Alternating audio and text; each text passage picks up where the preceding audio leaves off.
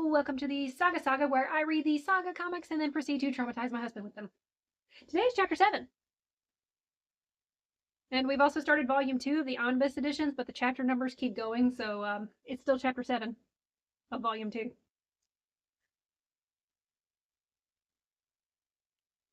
And honestly, after reading it, I don't know why that was chosen as the cover. I'm still confused.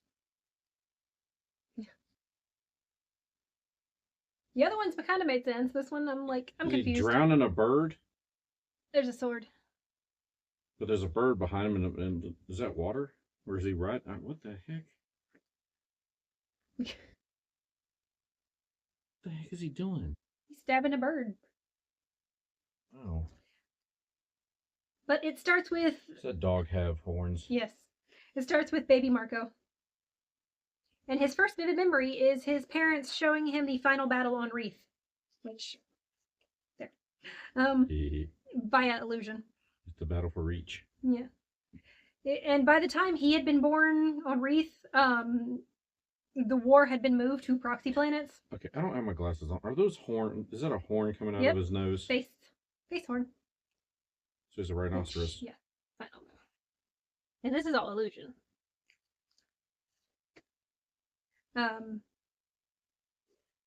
But they showed him the traumatizing event anyway, and his formative thought patterns, and the way his parents feel about Alana's people. They're Jedis. Yeah. Generational trauma. After flashback, we're back on the ship with Marco's parents, whose name are Clara and Bar. And she's still naked. In front of his parents. And I'm going to point out here that even though Marco has his mom's ears, neither of them have the curly horns. Uh-oh. Yeah. Because they both have horns, or he's got her ears, but the horns for both of them stick up. Marco's the only one with the curly horns. That's his uncle. So, yeah, that was an interesting thing. Yeah.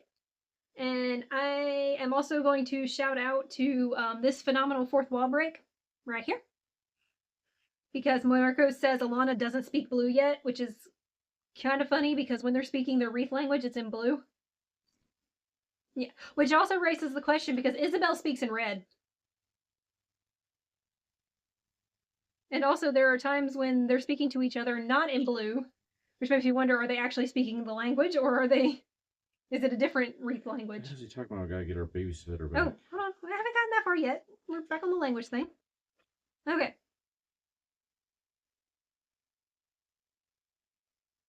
But, yeah, like I said, it was raising the question about Isabel speaking in red.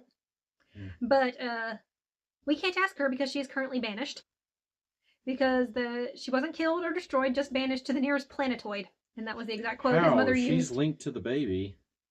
I don't know. Magic. She was magically banished. And she's linked to the baby by magic. She's linked to the baby, but then how the hell is she,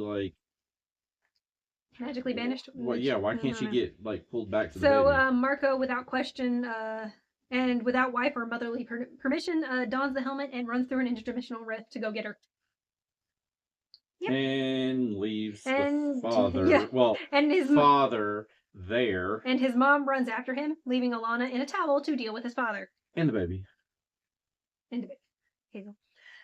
After just getting attacked. Which, I mean, she stands her ground and handles him pretty well. He gets pushy and this ship ties him up. Sentient ship is protective. Which, I mean, sentient ship. Very protective. And again, she's still in a towel. And in the rift that led to the nearest planetoid, Marco and his mother argue. Or really, it's Marco's mother lecturing him while Marco selectively listens. I mean, he did run away, marry the enemy, and break a family heirloom. But we learned that Clara and Bar were visited by a freelancer. Don't turn yet. Trust me, you don't want to turn yet. The hell is that? That's why I said you don't want to turn yet.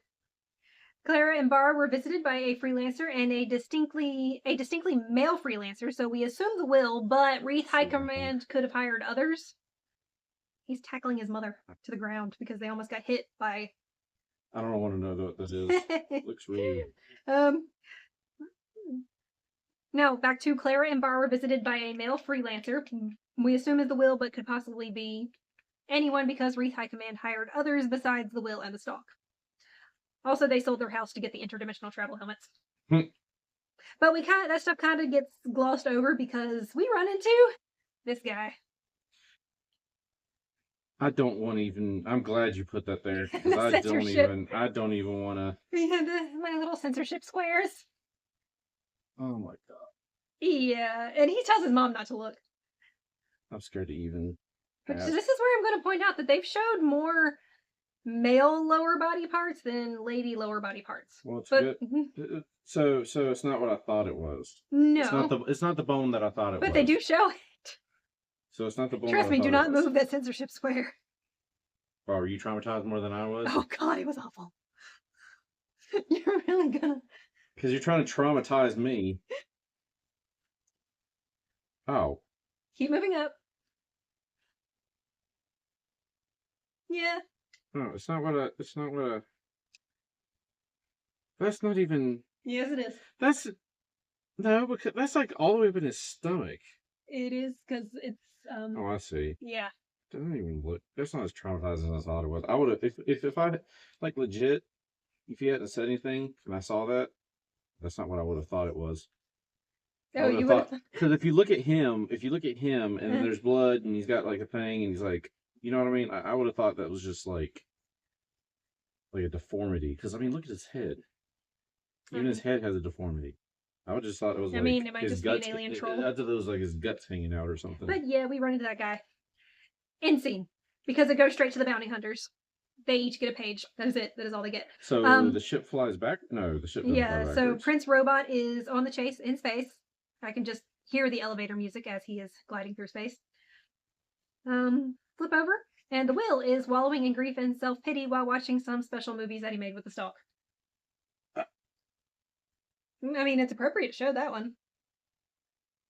I was expecting that. Yeah, still don't want to know how that worked. Yeah, same here, because you see that lower half when she's got her chest blown out. Yeah. So, like, how does that even work? She's technically like... Maybe she is actually dead. I don't know. I kind of still am curious as to whether or not... She's footing him. Yeah, I mean, on the back. Yeah, because she doesn't have arms up here. Yeah. So that's one of her... Feet. Feet hands. Okay, where we are. Back to Alana, who is getting along wonderfully with Bar, and she's still in a towel. Why is she still in a towel? She has to keep an eye on him, and she can't really. And he does the same vine disappearing trick that Marco did earlier. I thought he was producing a fire, but apparently he just made them disappear. And the secret that Bar reveals is that he has less than a month to live. Who? The dad. The dad does? Yeah. Uh-oh. And some sort of spell-resistant space cancer, according to his cleric. And he hasn't even told his wife. Again, we kind of just gloss over that because he puts Alana to sleep, and then he takes the baby. Look at him. Yeah. Look at you. That is. See ya.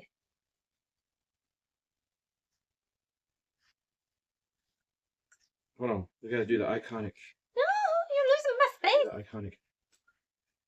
Because it's a bad book.